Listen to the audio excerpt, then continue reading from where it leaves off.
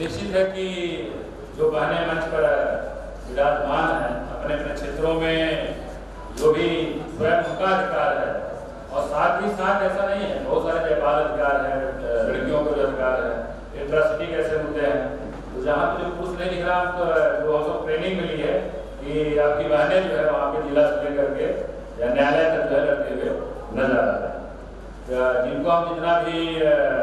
गौरव की इनकी बात है वो कमतर होगा। इसी क्रम में हमारे बीच जो है हरियाणा से श्रीमती मोहिनी जी हैं, और मोहिनी जी पिछले सत्र में भी इनको याद किए थे, लेकिन किसी कारण से नहीं आ पाई थी। जिस कारण नहीं आ पाई थी सब कारण सही आ गए। तो हम चाहते हैं कि हरियाणा में मोहिनी जी एक विशेष तौर पे जो है कि हरियाणा में बतौर सोशल एक्टिविस्ट अपनी आवाज को बुलंद की हैं। हम चाहते हैं आज का जो विषय वस्तु है आए और अपने विचार को रखें। हरियाणा से मोहिनी जी।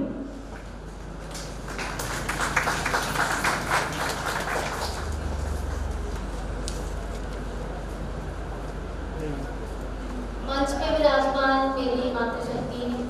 और नारी शक्ति को मैं सलाम करती हूँ, जय भीम करती हूँ, और जो मेरा पुरुष समाज मेरे सामने बैठा है उसको भी मैं जय क्रांतिकारी जय भीम और अपने महापुरुषों की तरफ से नमो बुद्धाय जय भीम करती हूँ। ज़्यादा मेरे ख्याल से कानूनों की बात अगर हम करेंगे तो बहुत ज़्यादा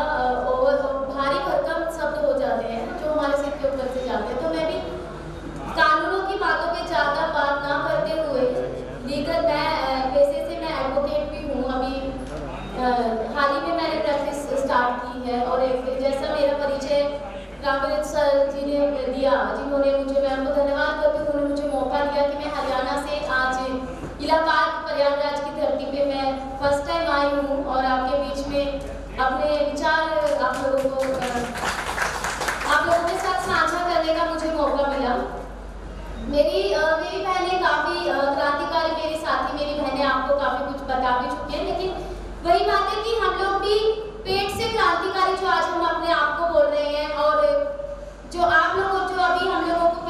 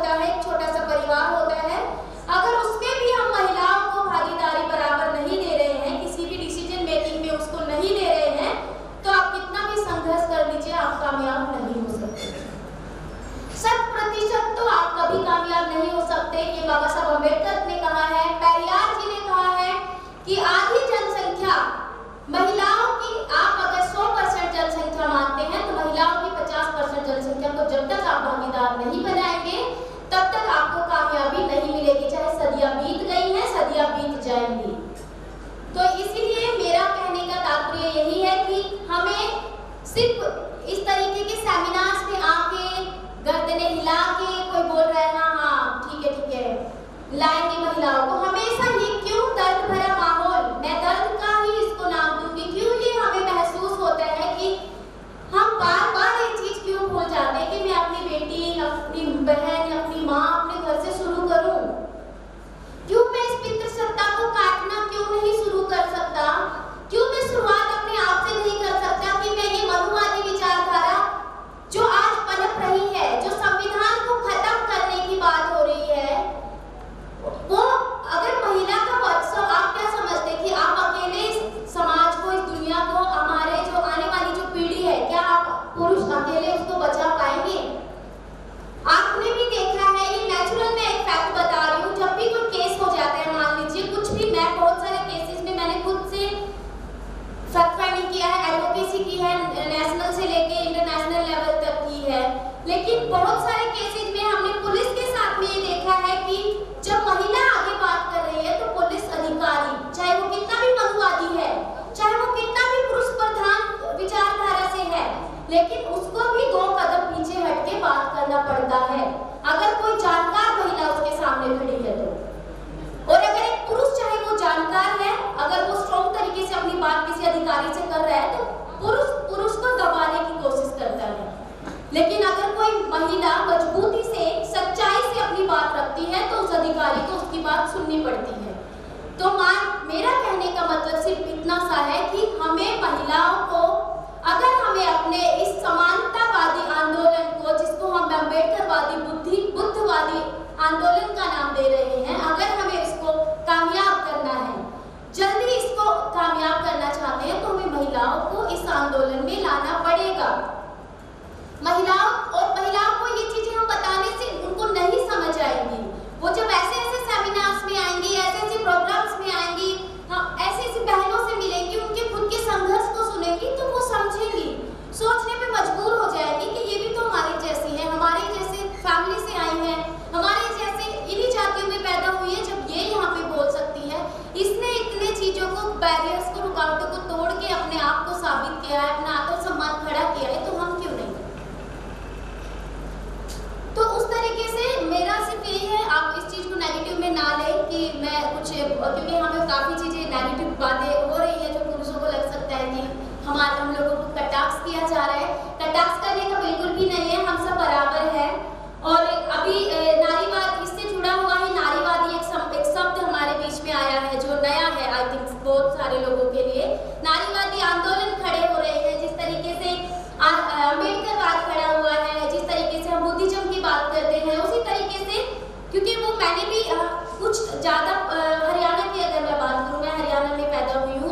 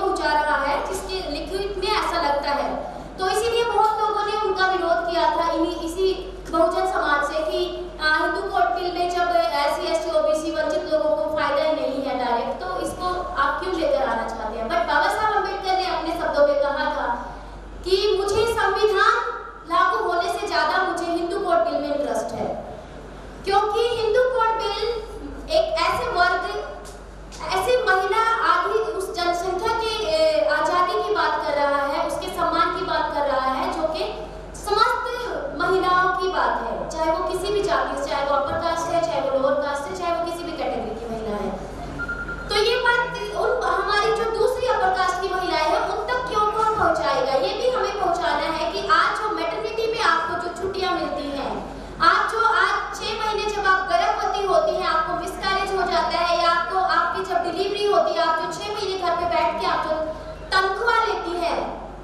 वो आपको अधिकार किसने दिया है? आप तो स्वर्ण जाति से है ना। आप खुद बोलती है कि बाबा साहब ने आपके लिए कुछ नहीं किया, सिर्फ दलित और वंचित समाज, बहुजन समाज के लिए किया है। तो ये चीज जब आपके हमारे सर्कल में भी बहुत सारी होती है, हमारे ऑफिस में भी होती है, तो ये हिंदू कोड बिल का हमें प्रचार बिल्कुल करना चाहिए, बताना चाहिए कि ये अधिकार आपको बाबा साहब अम्बेडकर ने ही दिया है। उन्होंने आपको जाति का टैग देख के ये सब नहीं लिखा था। उन्होंने ये अधिकार की महिलाओं के साथ अत्याचार होते आए हैं सदियों से, इस आबादी को ऊपर आना, इस आबादी का आत्मसम्मान खड़ा होना बहुत ही जरूरी है। इसीलिए बाबा साहब अम्बेडकर ने बहुत सारे, जैसे दत्तक पुत्र है, मेरी साथी ने फर्स्ट अपने वाणी में ये सारी चीजें बताई है कि क्या क्या इसमें बोला गया है। संपत्ति का अधिकार इसमें महिला को दिया गया है। जो एक हरियाणा की प्रथा के बारे में मेरी साथी बात कर रही थी कि चादर डाल दी जाती है, उसके ऊपर अगर कुछ लोगों को क्लियर नहीं है, चादर डाल देना मतलब कि अगर किसी का पति मर जाता है, अगर हम हिंदू कोड बनने से पहले की बात करें तो इस तरीके का कुछ नहीं था। अगर पति मर गया है तो आपको पता है सती प्रथा वगैरह थी, उसको साथ में जला देना है, वो अपने बाल काट लेना है, उसको कमरे के अंदर बंद होके रहना है, पुरुषों के साथ संपर्क नहीं करना है। मेरी साथी ने जैसे बताया कि वो इनके एरिया में हाल में भी वो प्रथा चलती है। डिवोर्स की उन्होंने बात किया कि डिवोर्स अगर हो गया तो भी वो पुरुष से बात फेस टू फेस किसी पुरुष से संपर्क में नहीं आ सकती है। इस तरीके की अभी भी ये प्रथाएं चल रही है। बट हरियाणा में क्या मैं सारी जगह पे बोलूंगी, ये बहुत ज्यादा, कहीं पे कम कहीं पे ज्यादा, हर जगह पे है ये प्रचलन कि अगर पति मर गया है तो पहले हमारे में हम लोग, हमारी महिलाओं को ये आजादी नहीं थी कि वो अपनी मर्जी से शादी कर सकती है, या वो कोई बच्चा गोद ले सकती है, या वो दूसरे अपनी पति की या पिता की संपत्ति से कुछ अपना हिस्सा मांग सकती है संपत्ति में। ये सारे राइट कहाँ से हमें बेसिकली मिले? ये हिंदू कोड बिल से ही हमें साफ हुआ ना कि हम लोग ये सब अधिकार मांग सकते हैं। तो हिंदू कोड बिल बेसिकली बहुत सारे बेसिक आधारों पे बनाया गया है, पूरी महिला जाति के लिए बनाया गया है, महिलाओं को उनके हक अधिकार दिलाने के लिए बनाया गया है। और वो किसी भी महिला को इसमें जाति में नहीं बांधता है। उसमें कहीं भी जब आप उसको रीड करेंगे, आप उसको देखेंगे तो कहीं भी उसमें किसी भी जाति का जिक्र नहीं है। उसमें सिर्फ और सिर्फ महिला का ही जिक्र है कि कोई भी महिला इसका, जो भी महिला अगर महिला जाति में पैदा होती है तो वो इसका लाभ ले सकती है। तो ये हमारी सभी महिलाओं को ये पता होना चाहिए, तभी जाके वो महिलाएं जो बोलती है कि ये तो बाबा साहब ने सिर्फ दूसरे SC/ST वर्ग की महिलाओं के लिए ही सब कुछ किया है, हमारे लिए कुछ नहीं किया, तो वो महिला भी आई थिंक आंदोलन का हिस्सा बन सकती है। तो मेरा अभी यही है कि आप लोगों को ज्यादा से ज्यादा हमें अपने इस आंदोलन को मजबूत करने के लिए हमारी महिलाओं को सामने लाना होगा, हमारी महिलाओं को इस विचारधारा से जोड़ना होगा। ये विचारधारा, ये विचार हमें हर महिला तक पहुंचाने होंगे, तभी जाके हमारा ये जो आंदोलन है वो बहुत रफ्तार से, तेजी से हम अपने जो मंजिल को पा सकते हैं। जो समानतावादी हम समाज का निर्माण करना चाह रहे हैं, उस समाज का निर्माण हम तभी कर पाएंगे जब हम एक जो लोग यहाँ पे आए हैं वो आज यहाँ से, मैं मानती हूँ, वो संकल्प लेकर जाएंगे। और जो भी महिलाएं यहाँ पे बात करेंगी वो आई थिंक इस बात पे तो सभी जोर देंगी कि यहाँ पे अगर आने वाले टाइम पे हम दोबारा से आते हैं तो यहाँ पे अगर एक रो में पुरुष है तो एक रो में बिल्कुल महिलाएं होनी चाहिए। तभी जाके हमें लगेगा कि सच में बदलाव हुआ है। और विचारधारा में, मानसिकता में अगर हम बदलाव की बात करते हैं, अदरवाइज अगर आप लोग इस चीज को नहीं अपने जीवन में उतारते तो आप भी मनुवादी विचारधारा को ही फॉलो करते हैं, मैं ये मानती हूँ। क्योंकि पितृसत्ता भी मनुवादी विचारधारा का ही एक कड़वा स्वरूप है, सच है। अगर आप लोग अपनी महिलाओं को, अपनी बच्चियों को, उनके अंदर के डर को नहीं मारते हैं, अगर आप उनको सशक्त नहीं बनाते हैं, अगर आप भी उनके संरक्षक बनना चाहते हैं तो वो कभी मजबूत नहीं हो सकती हैं। ये इसी तरीके से रेप, गैंग रेप, ये हमारे साथ, हमारे बच्चों के साथ ऐसे ही होते रहेंगे। और ये ऐसे आंदोलन जो आज जो चंद NGO काम कर रहे हैं, ये ऐसे ही चलता रहेगा। हमें मजबूती लानी है उस तरीके की, हमारी एक एक बच्ची में वो मजबूती आए, वो सोच निर्माण हो कि मेरा संरक्षक, मेरा रक्षक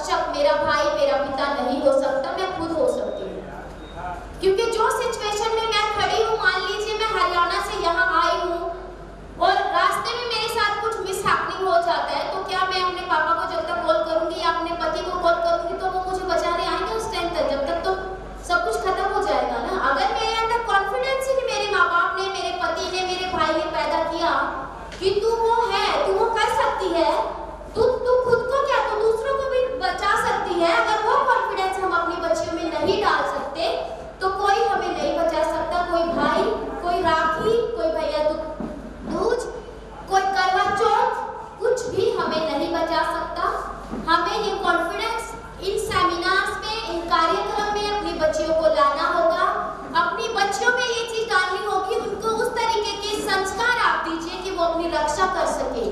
सिर्फ आप लोग, मेरे को लगता है माँ बाप को क्या डर होता है, क्योंकि मैं भी उस दर्द से गुजरी हूँ कि माँ बाप को क्या डर होता है, मेरी बेटी किसी मिसगाइड हो जाएगी, मेरी बच्ची किसी गलत माहौल में पड़ जाएगी, किसी गलत लड़के के चक्कर में आ जाएगी,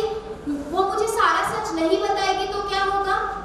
पर मुझे लगता है क्योंकि जब मैं घर से निकली थी, अगर मैं अपना लाइफ, अपनी खुद की लाइफ का वो अनुभव करूँ, तो मैं घर से बाहर निकली बाबा साहब के मिशन में जब मैं जुड़ी, 2005 की बात है, मैं वो छोटी थी, 16 साल की थी। आई थिंक 16 साल की बच्ची को कोई भी मिसगाइड कर सकता है। तो उस टाइम में मेरे दादाजी मेरे पापा को बोलते थे चली गई है, भाग जाएगी, आएगी नहीं वापस। और मेरे पापा मुझे खुद ऑटो तक बिठा के, ऑटो में बिठा के आते थे, बोलते कोई बात नहीं, भाग जाएगी तो मेरी बेटी है। मतलब पापा को कॉन्फिडेंस था।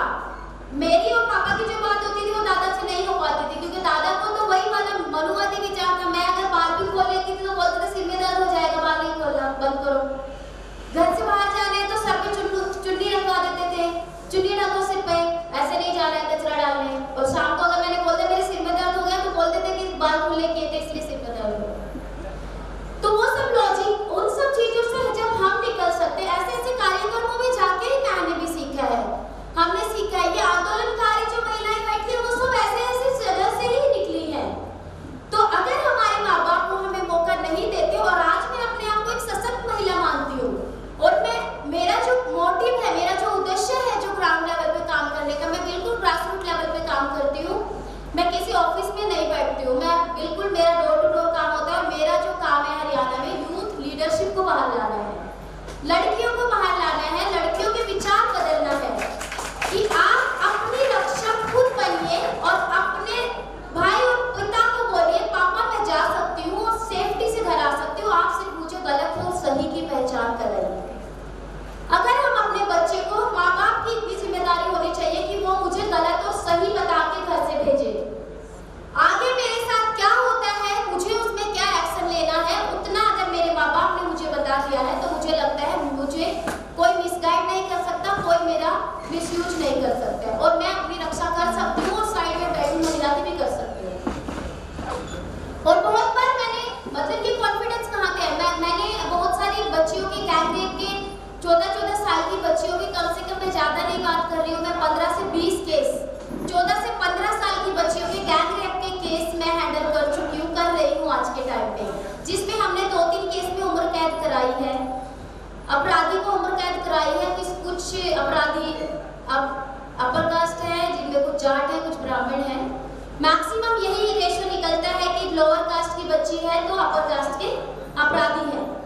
तो उन केसेस में भी आज उन बच्चियों में इतना कॉन्फिडेंस हम ला पाए हैं कि वो बच्चियां एक लीडर के रूप में हमारे साथ काम कर रही हैं। वो बच्चियां एक पीड़िता होने के बावजूद उस संघर्ष से निकली है। हमारे साथ जब हमने उनको काउंसलिंग किया है, इस तरीके के सेमिनार्स में हमने उनको लाया है, तो आज वो बच्चियां खुद दूसरे बच्चियों को तैयार कर रही हैं। तो आप समझ सकते हैं कि हमारे इस भारतवर्ष में और हरियाणा जैसे क्षेत्र में रेप पीड़िता को निकलना, बात करना, लोगों को फेस करना कितना ज्यादा हॉरिबल सिचुएशन हो जाता है। तो वो बच्चियों को आज हम इतना मजबूत कर पाए हैं कि वो आज एक लीडर के रूप में, एक एक्टिविस्ट के रूप में समाज में काम कर रही हैं, अपने समाज को, बच्चियों को समझा रही हैं, आगे ला रही है और खुद की एजुकेशन फ्यूचर के बारे में सोच रही है। तो इसीलिए बस मेरा इतना ही बात करने का मोटिव है कि आप अपनी बच्चियों को साथ में लाइए, ऐसे प्रोग्राम्स में लेकर जाइए, उनको सही और गलत की पहचान कराइए, उनको एजुकेशन में आगे लेकर जाइए। ये मत सोचिए कि ये बेटी है, कहीं जो मेरी साथी ने बोला था कि सम्मान को ठेस पहुंच जाएगी अगर मेरी बेटी बाहर चली गई, तो कुछ सम्मान टाइप का कुछ होता है वो गुम हो जाएगा। तो सम्मान तो जिसका गुम होना है वो तो जब बेटी घर में रहती है, जब उसको हम अच्छे समझ नहीं दे पाते ना, तो घरों में भी आपने देखा बहुत बड़े बड़े कांड हो जाते हैं और लोगों को सिर्फ हाथ मलने के अलावा कुछ नहीं हाथ लगता है। मैंने खुद देखा है, आस पड़ोस में भी देखा है कि 14-14, 15-15 साल की बच्ची को चाचे ताऊ मिसयूज कर जाते हैं। तो वहां पे क्या हमारी बच्चियां सेफ है? फूफा मामा वो लोग मोलेस्ट करते हैं बच्चियों को। ऐसे केसों में हमने देखा है कि बच्चियां घर में तक माँ को वो बात नहीं बता पाती है कि मेरे मामा ने मुझे मोलेस्ट किया है, मेरे चाचा ने मुझे मोलेस्ट किया है। वहां पे क्या हम सुरक्षित है? तो उससे अच्छा है कि हम अपनी बच्ची को उसकी रक्षक बनाने की तालीम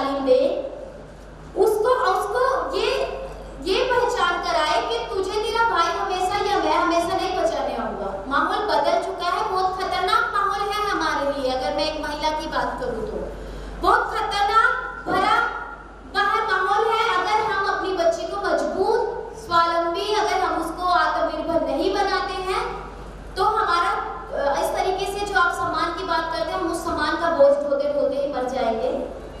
और जैसा कि कमला वसीम जी के बारे में मैं भी पढ़ती रहती हूँ, आज हमारे बीच में नहीं है, लेकिन एक वो बहुत ही बड़ी, अपने आप को बहुत ही बड़ी वो फेमिनिस्ट महिला रही है, जो आज लोग उनको याद भी करेंगे हमेशा उनको हम, कि बुरी महिला बन के जीना ही अच्छा है। मुझे लगता है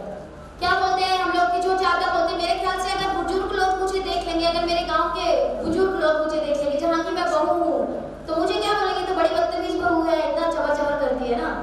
तो ज्यादा बोलने वाली महिला लोगों को लगता है तो बेकार टाइप की है, ज्यादा जुबान काट रही है। पंचायत घरों में जाके हमने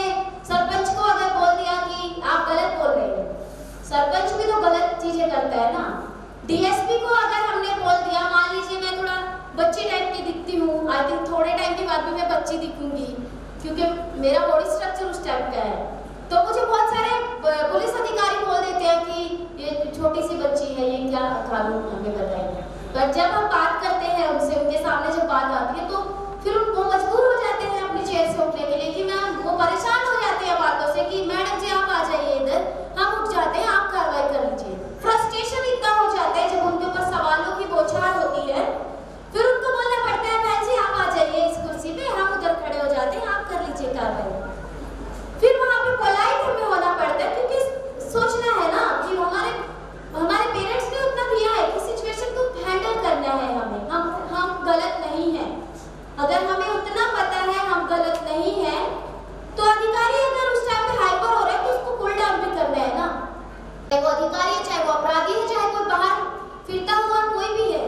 तो हमें वहाँ पे ये भी देखना है कि यहाँ पे सिचुएशन कैसी है। यहाँ पे मुझे अगर ये इस तरीके से फ्रस्ट्रेट हो रहा है तो मुझे थोड़ा डाउन भी हो रहा है, तो वहाँ पे हम बोल देते कोई बात नहीं अंकल जी सॉरी, मैं तो आपको ऐसे वो करने का मेरा इरादा नहीं था, आपका ही काम है, आपकी ड्यूटी है, मैं तो जस्ट खड़ी हूँ, आप काम करिए, आपकी कार्रवाई करिए, आपकी चेयर है, मैं तो सिर्फ बता रही थी कि आपका एक कार्रवाई का तरीका थोड़ा गलत है। तो वहाँ पे उस तरीके की सिचुएशन में आपने देखा है कि पितृसत्ता की, अगर पितृसत्ता नहीं, हमारी जो मानसिकता है, जो महिलाओं की जो मानसिकता है वो पितृसत्ता ने ही दबाई हुई है। हम अपने आप को आज तक पहचान ही नहीं पाए कि हमारी क्या सच्चाई है, महिलाओं का वजूद क्या है ना। सुबह से शाम तक हम जो इतना अपने लिए एक बार भी नहीं सोचते हैं, अपने फैमिली, परंपराएं, क्या रीति रिवाज है, मान सम्मान, इज्जत, बेइज्जती, इसी चीज में जो ये इतना सुंदर जो यहाँ पे दिया हुआ है ना, उसको हम उस तरीके से दबा के रखते हैं, और जो हमारी सही एनर्जी लगनी चाहिए, अच्छी दिशा में एनर्जी लगनी चाहिए, वहाँ पे हमारी एनर्जी नहीं जा पाती। और आज तक हमें इस बवंडर से कोई नहीं मिला है निकालने के लिए। आई थिंक हम जो निकले हैं वो आज हमारे महापुरुषों का संघर्ष है, सावित्रीबाई फुले है, चाहे वो पेरियार है, चाहे बाबा साहब अम्बेडकर है। बाबा साहब अम्बेडकर ने जो हमारे महापुरुषों ने पहले जो ग्रास रूट लेवल पे, जो सामाजिक स्तर पे, जमीनी स्तर पे जो लड़ाई लड़ी, उसी को बाबा साहब अम्बेडकर ने कानूनी रूप में मजबूती से हमारे बीच में खड़ा कर दिया, जिसको आज हम लड़ पा रहे हैं। अगर वो सिर्फ ग्रास रूट पे ही रहती, सिर्फ सामाजिक ग्रास रूट पे ही वो रह जाती वो विचार, तो आज हम उस तरीके से अपने अधिकारों की डिमांड नहीं कर पाते। तो उसको कानूनी रूप बाबा साहब अम्बेडकर ने दिया, हिंदू कोड बिल के रूप में वो हमारे बीच में आया, तो आज हम अपने हक अधिकारों की बात महिलाओं के लिए कर पा रहे हैं, पुरुष भाई कर पा रहे हैं। महिलाएं तो लड़ी रही हैं, पुरुष साथी भी हमारे हक अधिकारों के लिए लड़ रहे हैं, कि ये बिल्कुल जायज बात है, सच बात है कि 50% आबादी महिलाओं की है, तो महिलाओं को हर क्षेत्र में बराबरी के अधिकार में आना पड़ेगा। पर मैं चाहती हूँ कि पुरुष तो ये बात कर ही रहे हैं, मेरी जो महिला बहनें बैठी हैं, जो महिला साथी बैठी हैं, वो खुद अपनी लड़ाई की बागडोर अपने हाथों में ले, अपने कंधों पर ले, और अपनी लड़ाई को मजबूती से लड़े। अपनी जो नई जनरेशन की बच्चियां हैं उनको साथ में लेकर आए और उनको बताएं कि क्या है हमारा आंदोलन,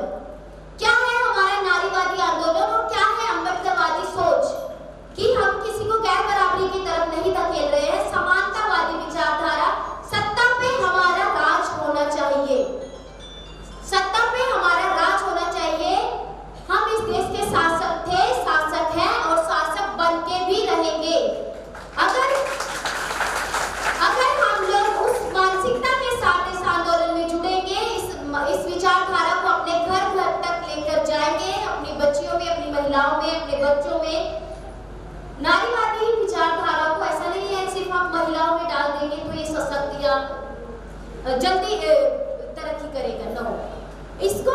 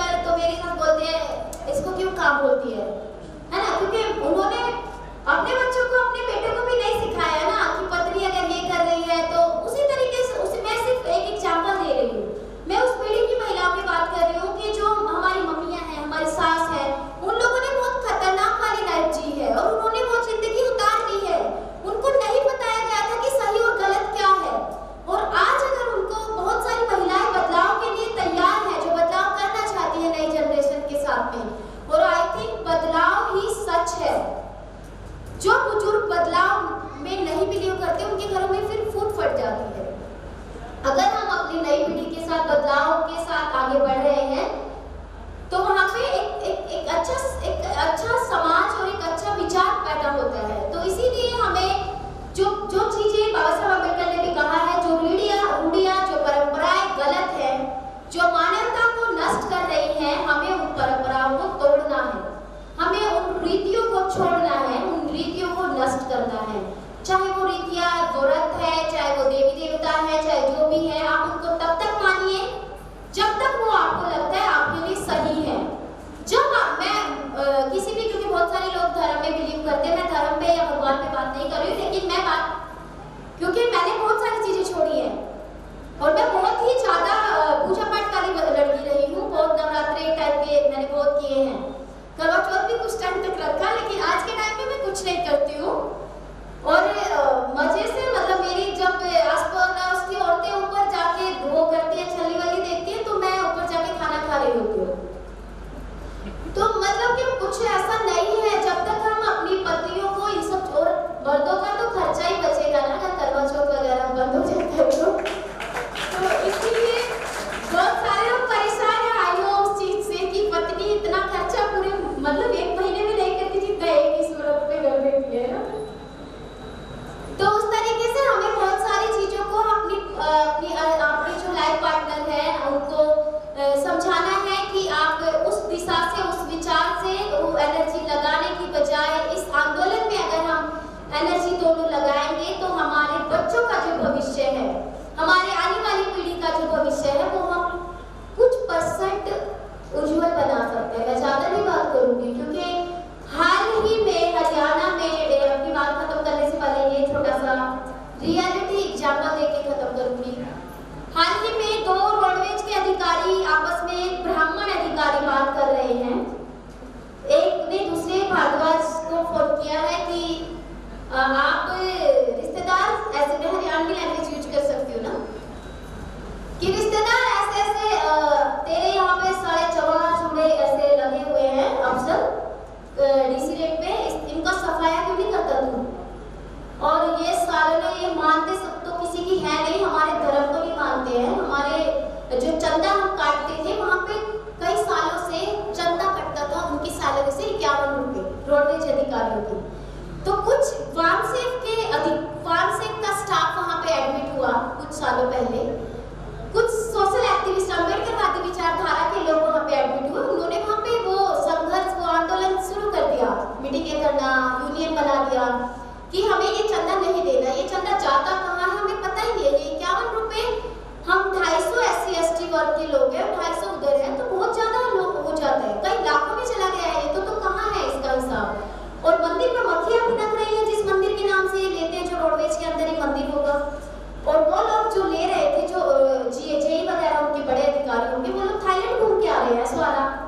ऐसे करके आ रहे हैं उस पैसे पे। हर महीने एक अधिकारी थाईलैंड जाता है। तो उन लोगों ने मना कर दिया कि हम ये नहीं देंगे। तो विरोध वहाँ पे, जहाँ पे विरोध होता है वहाँ पे बाबा साहब ने कहा है कि जहाँ पे आपका विरोध हो रहा है तो एक क्रांतिकारी आंदोलन शुरू हो रहा है। तो वो वहाँ पे बात कर रहे हैं ऐसे कि इनको हटा यहाँ से कैसे भी करके, ये मुझे यहाँ नजर नहीं आने चाहिए रिश्तेदार। मैं बता रहा हूँ तेरे को कि ये तो नहीं, ये लड़का जो है ये तो ठीक है कि नहीं, वो बड़ा, तुझे पता है उसकी सोच क्या है, वो बहुत ही खतरनाक उसमें रह के आया है सर्कल में, यानी कि वामसेफ में, बहुत ही अम्बेडकरवादी टाइप की बातें करता है, और डायरेक्टली नहीं इनडायरेक्टली इनको कैसे भी करके यहाँ से सफाया कर, इनको अब तू, मैं बताऊंगा कि कैसे सफाया करना है, और ये कहीं भी नजर नहीं आने चाहिए सरकारी महकमे में। इस तरीके से सफाया करना बड़े देना, मुझे नहीं पता, ऊपर से ऑर्डर आया था, कट हो गया, मेरी क्या गलती है कि ऐसे करना है, मुंह के फेस के सामने ऐसे करना है कि कुछ हुआ ही नहीं, और नीचे नीचे ऐसे छुरा घोंपना है कि इनको पता भी ना चले। ये है आज की सच्चाई। वो वीडियो, वो ऑडियो वायरल हो गया।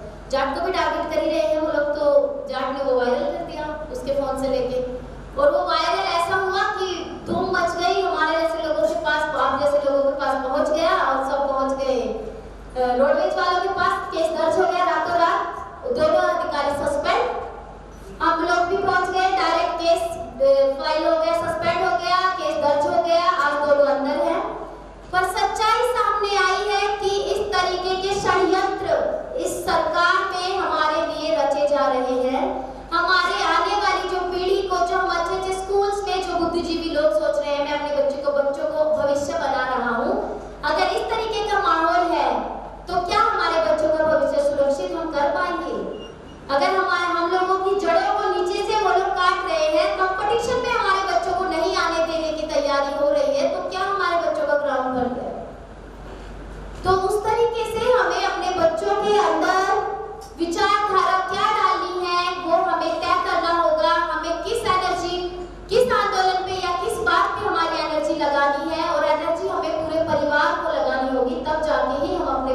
एक समानतावादी समाज का निर्माण कर पाएंगे। अदरवाइज जो जिंदगी आई थिंक हम लोगों ने जी है ना, उससे भी खतरनाक टाइम हमारे लिए तैयार किया जा रहा है, जिस तरीके के माहौल में अभी हम खड़े हैं। तो मैं इसी के साथ अपनी बात को खत्म करूंगी। मैं मानती हूँ कि आप सभी लोग यहाँ से संकल्प करके जाएंगे कि आप एक पॉजिटिव एनर्जी के साथ यहाँ से जाएंगे, और नारीवादी, अम्बेडकरवादी, पेरियारवादी और जो भी हमारा मूल निवासी बहुजन समाज का जो एक लक्ष्य है, समानतावादी भारत देश में बराबरी हो, महिला सिर्फ दो ही जाति नजर आनी चाहिए आने वाली सदियों में, एक महिला और एक पुरुष। ये जो जाति का जो प्रोपेगेंडा जो फैलाया हुआ है, जो ये घटिया मानसिकता जो आज के दौर में हमारे अंदर चली आ रही है, इसको हम ही लोग खत्म कर सकते हैं, हम चंद लोग नहीं हैं। ये लोग जो यहाँ पे बैठे हैं, ये पूरे देश का नक्शा बदल सकते हैं, पूरे देश का। आज सोशल मीडिया आपके हाथ में वो पावर है कि आप एक टाइम में बहुत देशों तक अपनी बात पहुंचा सकते हैं, अपने एक विचार को लाखों लोगों तक पहुंचा सकते हैं। इसी बात के साथ नमो बुद्धाय, जय भीम।